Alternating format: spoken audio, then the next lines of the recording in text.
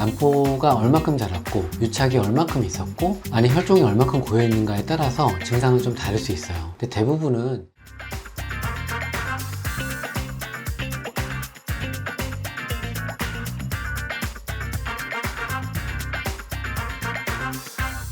안녕하세요, 삼신의사입니다. 난자채취는 유일하게 시험관 아기에서 약간의 수술적 시술이 필요해요. 한 18mm 이상 되는 난포가 여러 개 자라면 저희가 난포를 성숙시키는 주사를 써요. 이 주사를 쓰는 이유는 난포 성숙 신호를 줘야 적절한 시기에 난포가 배란이 되거든요. 그때 그 자란 난포를 채취를 하는 거예요. 그래서 그걸 뽑는 걸 어떻게 뽑냐면 이렇게 보이는 기다란 바늘로 그 난자를 채취하는 거예요. 그래서 여기서 뽑아내면 이 관을 통해서 난포가 나오고요. 난포액 속에 난자가 따라 나오고요. 그 관을 받으면 저희가 이제 이런 시험관 튜브, 이런 시험관 튜브에 그 난포액과 난자가 받아지면 바로 연구실로 따뜻하게 넘겨주면요. 연구실에서 채취된 난포를 확인합니다. 그래서 괜찮은지 아닌지 판단하고요. 또 상황에 따라서 미세 수정을 할지 자연 수정을 할지 결정한다고 보시면 됩니다. 바늘이 아무래도 왔다 갔다 하기 때문에 통증이 있어요. 그래서 당연히 마취를 하고요. 국소 마취를 하고 진행하기도 하고, 난포가 한 개 정도밖에 안 자란다면 진통제만 쓰고 난자 채취를 하기도 합니다. 난자 채취를 해서 난자가 나오면 거기에 이제 여러 가지 세포들이 같이 모여 있어요. 눈으로 보인다고 말을 하는 사람들도 있어요. 난포는 100마이크로이기 때문에 자세히 보이면 보인다는 말도 있지만 실제로 일반적으로 보면 잘 보이진 않고요. 그거를 확인하고 바로 몸하고 똑같은 온도에 있는 배양을 넣어놓고 남편분의 정자를 받아주기를 기다려서 채취된 정자와 함께 수정을 시킨다고 보시면 됩니다. 난자 채취 이후부터는 배아생성연구원들이 아주 세심하게 난자를 케어해서요. 남편분의 정자를 특수 처리해서 수정을 진행하게 됩니다. 수정의 과정은 두 가지인데요. 그냥 시험관 안쪽에서 스스로 자연적으로 수정이 되게 하는 자연수정과 이게 잘 안 되는 분들이 있어요. 난자벽이 두껍거나 정자가 약한 경우, 그런 경우에 이제 난포를 뚫고 들어가게 하는 미세수정이라는 게 있습니다. 미세수정 역시 나오고 나서부터 또 임신 확률도 많이 올라갔어요.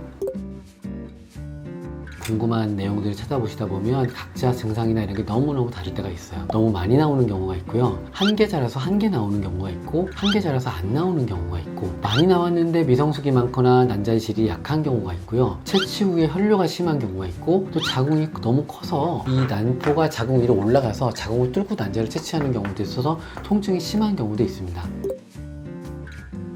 우리가 이제 난자 채취를 하게 되면 궁금한 게 많습니다. 우리가 살면서 어떤 수술을 하거나 어떤 시술을 하는 경우가 별로 없기 때문이죠. 그래서 원래는 뭐 아기 낳거나 그런 게 아니라면 미혼 여성의 경우, 또 막 결혼하신 분의 경우 사실 마취를 하거나 어떤 수술을 한 적이 없으세요. 그래서 그거에 대한 내용을 설명드립니다. 난자 채취 전날은 금식인가요? 국소 마취를 하는 게 아니라면 당연히 8시간 정도의 금식 기간이 필요하고요. 이건 병원에서 알려드립니다. 수면 마취의 경우도 역시 마찬가지입니다.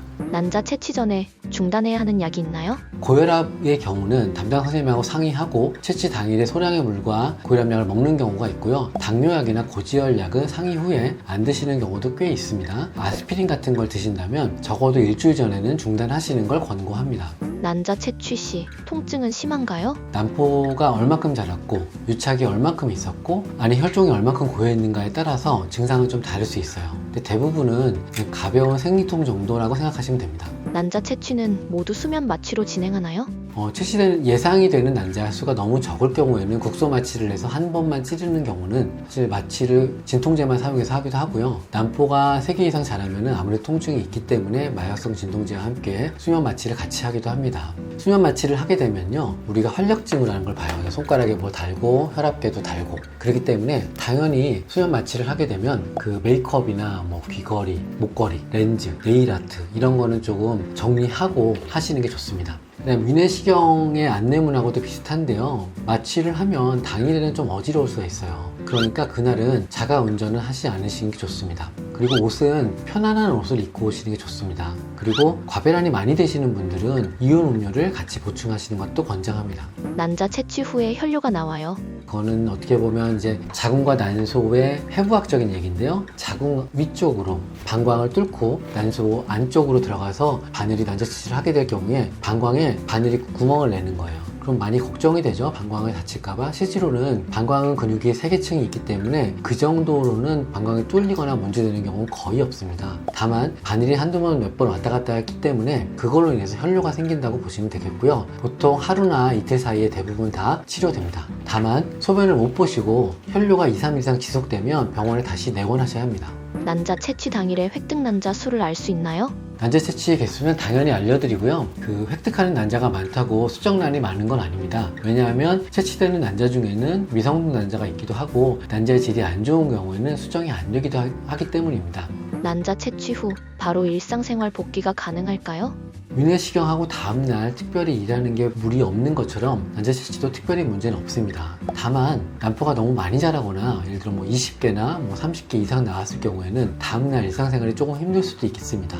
난자 채취 후에 합병증도 있나요? 바늘이 지나간 부위에 출혈이 있을 수 있고요. 그 안쪽으로 염증이 생길 수도 있습니다. 당연히 그런 걸 다 확인하고요. 초음파로 그 혈관까지도 다 확인하기 때문에 대부분의 경우는 문제가 없습니다. 다만 통증이 많거나 갑자기 어지럽거나 출혈이 심한 경우는 병원 진료를 보시는 게 좋습니다. 그래서 일반적으로는요, 퇴원 후 집에 가셨는데 고열이 있거나 아랫배가 아프거나 어지러움이 심한 경우에는요, 응급실이라도 진료를 보시는 걸 권장합니다. 난소 과자극 증후군이 뭐예요? 아까 말씀드렸듯이 난포를 많이 자라게 한다고 그랬죠? 난포가 많이 자라면 그걸로 인해서 배 안에 물도 많이 고이고 그 물이 많이 고이다 보니까 복강 내 물이 모이는 게 이렇게 좀 숨 차는 거예요. 그렇게 차면서 힘들어지는 거죠. 그걸 난소 과자극 증후군이라고 하는데요. 등산하고 나면 그 다음날 힘든 것처럼 하루에서 보통 한 일주일 내외면 대부분 사라진다고 보시면 됩니다. 난소 과자극 증후군도 심하면 상황에 따라서는 입원 치료를 하는 경우도 있습니다.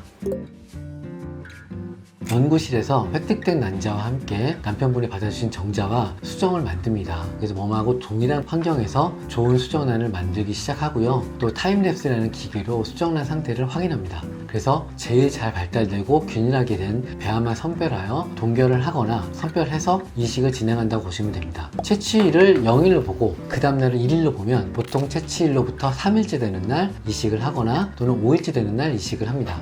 아래 동영상들은요, 난자 채취 후에 그 수정시키고 나는 걸 보고 있는 거고요. 보통 3일이나 4일까지 지켜봐서 동결을 하게 되고요. 그 중에서 좋은 등급의 수정란을 따로 모아서 설명을 드리고 이식을 합니다. 그리고 다 좋은데 또 남아있는 수정란은 다시 동결을 한다고 보시면 되겠습니다. 최근에는 아래 영상처럼 좋은 수정란을 찾아내는 기술이 많이 발달을 했고요. 그만큼 또 수정란을 잘 보호하기도 합니다. 쌍둥이 이상 낳고 싶어요. 그래서 많이 수정란을 넣어주세요. 이렇게 말씀하시는데요. 아래 표처럼 그 나이에 따라서 국가에서 가이드하는 수정란의 개수가 있어요. 이는 새쌍둥이나 쌍둥이의 위험도를 방지하기 위한 거고요. 보통은 35세 미만에서 3일 배아는 2개 이상, 양호하지 못한 조건에서는 3개, 35세 이하에서 5일 배아는 1개나 2개 정도 이식할 수 있게 되어 있습니다. 그럼 이식하고 남은 배아는 당연히 기술이 발달해서요, 정자도 얼릴 수 있고 난자도 얼릴 수 있고 수정란은 당연히 잘 얼려 놓습니다. 상황에 따라서 5년까지 보관이 가능하고요. 보관해서 그걸로 첫째를 낳고 2, 3년 지나서 둘째를 낳는 경우도 꽤 많이 있습니다. 그래서 시험관 아기를 3가지 단계로 나누면 난자 채취라 불리는 난자를 획득하는 과정, 과변환에서 난자를 채취하고요. 획득된 난자와 정자를 연구실에 수정란을 만들고 그걸 다시 배 안에 넣어주는 이식 과정입니다. 생식세포를 옮겨가면서 좀 더 좋은 수정란으로 발전시킨다고 보시면 되겠습니다. 난임을 하는 선생님들의 정점에 이르는 기술 중에 하나입니다. 난자를 나온 만큼 잘 채취하는 것도 기술이지만요, 좋은 수정란을 좋은 자리에 갖다 놓는 거죠. 그것도 아무도 모르게 자궁 안에 살짝 놓고 나오는 거예요. 그걸 배아 이식이라고 합니다. 배아 이식의 경우는 난자 채취와는 달리 통증이 거의 없기 때문에 마취 같은 건 하지 않고요, 편안한 상태에서 배아를 이식한다고 보시면 되고요. 이런 카테터를 자궁 안에 거치시키고 연구실에서 받은 배아가 요 끝에 위치하게 되고요. 요 카테터 안에다가 배아를 넣고 이렇게 살짝 들어가서 자궁 안에 슈팅을 하고 나오는 겁니다. 일반적으로 배아 이식 시간은 5분 내외면 충분히 끝납니다. 다만 자궁의 굴곡이 심하거나 또는 이식관이 잘 들어가기 어려운 경우에는 자궁 이식기를 찾아야 되므로 약간의 통증을 느끼거나 출혈이 생기는 경우도 있습니다. 그리고 배아 이식 시에는 실시간으로 배아 상태가 이식되는 상태를 초음파로 확인하기 때문에 어느 정도 정확하게 이식을 하고요. 20에서 40분 정도 안정을 취하고 귀가하시면 되고요. 무조건 누워있거나 그러실 필요는 없지만 갑자기 달리거나 갑자기 화내거나 신경 쓰이는 일이 생기면 자궁이 수축함으로 그런 일은 안 생기게 하시는 게 중요합니다. 또 중요한 게 이식을 하고 나면 황체기 보강이라는 과정을 거치게 됩니다. 이 황체기 보강이라는 과정은요, 주사나 질정을 통해서 자궁 내막의 착상력을 강화시킨다고 보시면 되겠어요. 당연히 스트레스 관리는 필요하고요. 균형 잡힌 식단이 필요하고, 또 너무 맵거나 너무 짜거나 자극하는 음식은 드시지 않는 게 좋고요. 적절한 수면도 중요하고요. 음주, 흡연, 스트레스는 피하셔야 됩니다. 일부 선생님들은 성관계와 중등도 체육활동을 제한하기도 합니다. 배아 이식일 이후에 출혈이 있다고 실망해서 병원에서 피검사 안 하시는 경우가 있어요. 근데 그런 경우라도 꼭 피검사를 하시는 걸 권장하고요. 피검사 수치가 출혈이 있어도 양성이 나오는 경우가 있고, 출혈이 잠깐 있다가 정상 임신으로 가는 경우도 있고요. 간혹 자궁 임신으로 빠지는 경우도 있기 때문에 배아 이식 후에는 피검사는 꼭 확인하시는 게 필요합니다. 혈액 검사 결과는요, 100 정도 이상이면 안정권이다 이런 말을 해요. 근데 실제로 임상을 해보면 25나 30이 나와도 정상 분만하는 분들 많이 계세요. 수치가 너무 낮다고 걱정하지 마시고요. 꼭 피검사 하시고 가능하면 시간 맞춰서 48시간 단위로 검사를 하시면 이 수정란이 어떻게 간다 대강 알 수 있고요. 혹시라도 이번에 유산이 된다고 해도 다음에 임신을 시도할 때 큰 도움이 되기 때문에 꼭 혈액 검사는 제때 잘 하시는 걸 권장드립니다. 배변 시에 힘주는 거는 무방해요. 하지만 다만 변비가 너무 심한 경우에는 이식 전에 변비를 조금 치료하고 이식을 하시는 것도 권장하고요. 지하철, 버스 이용하는 거 가능합니다. 이식 당일날 샤워도 당연히 가능하고요. 탕목욕이나 수영, 부부관계는 일주일 정도는 쉬시는 걸 권장합니다. 자궁을 38도 이상으로 온도를 올리는 걸 별로 권장하지 않아요. 가끔 핫백 되시는 분들이 계세요. 그거 별로 권장하지 않습니다. 특별히 음식을 가리실 필요는 없으나 소화가 되지 않는 인스턴트나 너무 자극적인 음식은 피하시는 걸 권장하고요. 카페인의 경우도 혈관 수축을 일으킬 수도 있기 때문에 이식 초기에는 권장하지 않습니다. 황체기 보강은 지난번에 말씀드린 대로 난지 17일부터 황체기 보강을 하기도 하고요. 어떤 선생님들은 그 다음날부터 황체기 보강을 하기도 해요. 이유는 난포가 많이 자라게 되면 여성 호르몬이 많이 자라게 되고요. 그걸로 인해서 황체기 호르몬이 부족해요. 이게 어떤 의미냐면요, 콘크리트로 많이 쌓아 올려도 안에 철근심이 있으면 층이 많이 못 올라가듯이 황체기는 그런 기능을 하는 거예요. 황체 호르몬은. 그래서 프로게스테론은 자궁 내막을 안정하게 유지하게 하기도 하고요. 배아의 착상을 도와주기도 합니다. 처음에 이제 얼마 시험관하기를 많이 모르셨던 환자분들이 많을 때는 황체기 보강 안 하시는 분들이 있어요. 까먹고 안 하시기도 하고 그냥 안 하시는 분들이 계셨어요. 사실 그분들 중에 꽤 많은 분들이 유산되는 경우가 있었기 때문에 황체기 보강은 꼭 잘 하시고요. 최근에 황체기 보강의 중요성에 대해서는 아무리 강조해도 지나치지 않다고 저는 설명드립니다. 그래서 꼭 시간을 맞춰서 황체기 보강을 진행하시길 바랍니다.